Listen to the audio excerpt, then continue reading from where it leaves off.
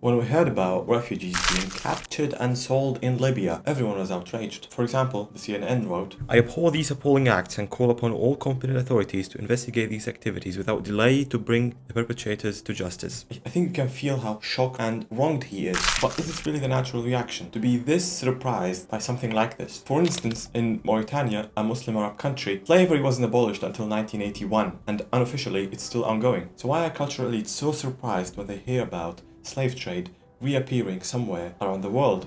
Why do we imagine that slavery is something like a ghost that we exorcised long time ago, that it's dead and buried, so when it shows up again today, they're horrified? It's hard to understand, and it's not just us Muslims. The whole world seems to be lying to itself and believing its own lie. Take America, for example. In August 2017, there was a demonstration organized by a group of right-wingers protesting the removal of a statue of Robert Lee. Who is Robert Lee, you might be asking? He was the general who led the Southern Army in the American Civil War, the army that was fighting against the abolition of slavery. And not only did they build a statue for him, probably half of the streets in Virginia are named after him. And right next to the same park where this demonstration is happening, you'll find the University of Virginia. What's the deal with this university? Well, it was founded by Thomas Jefferson himself, the man who created America. He's considered to be the architect of the American state. He's the one who essentially created America. And one of his most famous quotes is, "All men are created equal and are endowed by their creator with certain unalienable rights, including life, liberty, and the pursuit of happiness."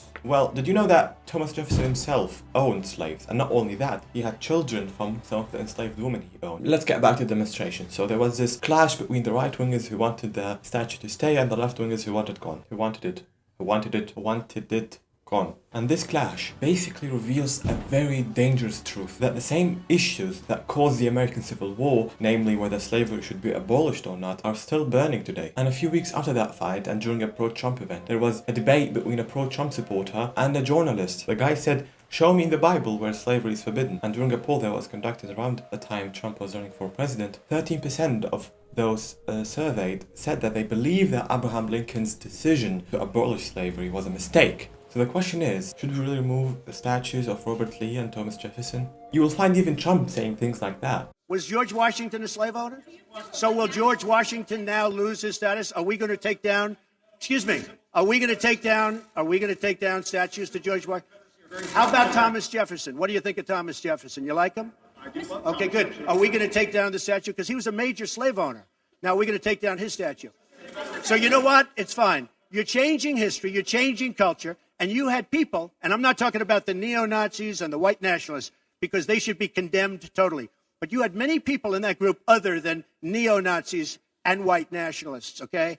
And the press has treated them absolutely unfairly. And despite the parts that can make you laugh in all of this, there is an important point that Trump maybe accidentally touched on. A key that might unlock the puzzle, the dilemma surrounding the issue of slavery between Muslims, Americans, or just Westerners in general. We could take Trump's words and apply them to the Prophet Muhammad, peace be upon him too. So what's the key? It's that all of us, across all cultures, carry a contradiction in our thinking. And that contradiction is what still creates this moral dilemma and still haunts us today. The Dalai Lama is not just simply whether slavery is right or wrong. No, the real dilemma is, why exactly is slavery wrong? From which angle, from which perspective? And more important than that, if we agree that slavery is wrong and understand why it's wrong, how should we deal with the past? How do we make sense of human history when most of the influential historical figures owned slaves and considered slavery as a normal, unquestioned part of life? What do we do with the philosophers and thinkers we still learn from today, the ones who didn't see slavery as a problem? How can we trust their ideas? And that's the real Dalai Lama.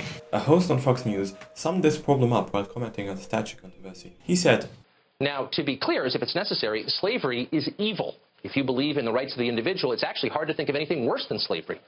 But let's be honest, up until 150 years ago, when a group of brave Americans fought and died to finally put an end to it, slavery was the rule rather than the exception around the world, and had been for thousands of years, sadly. Plato owned slaves. So did Muhammad, peace be upon him. Many African tribes held slaves and sold them. The Aztecs did too. Before he liberated Latin America, Simon Bolivar owned slaves." The host acknowledged that slavery is evil, but this wasn't really his problem. His issue was, should we now erase the whole human history because all of them just used to trade slaves? The history that America was built on. After all, George Washington the founding father of America, owned slaves. And around the same time, there was another controversy related to slavery. It was the article written by a journalist who said that when her family migrated from the Philippines to America, they brought with them a maid, a woman who had lived with and served them for decades in the US. What was the controversy? Naturally, people objected. How could someone still be a servant, a slave in America? But what really sparked the controversy was the answer given by many people, including Filipinos themselves, who said that this wasn't slavery and couldn't be compared to what happened on American plantations.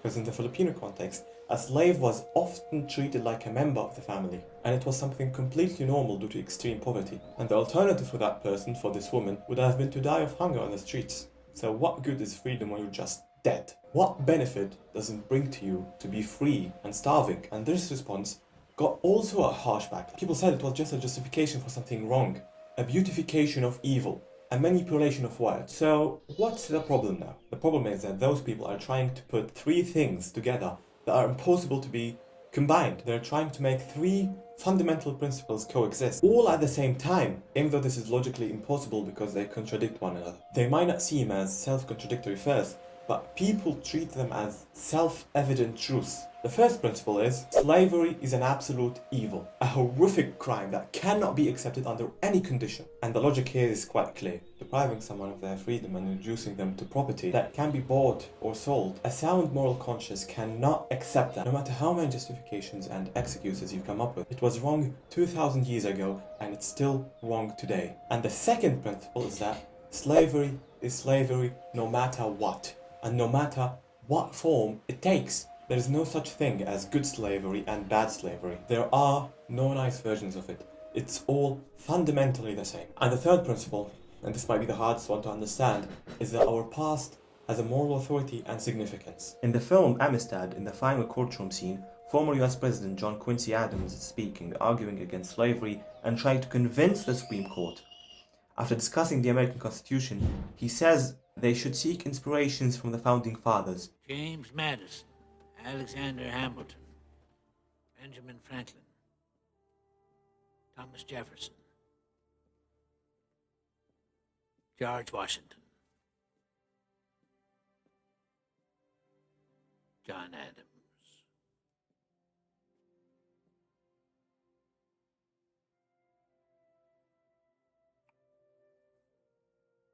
We have long resisted asking you for guidance.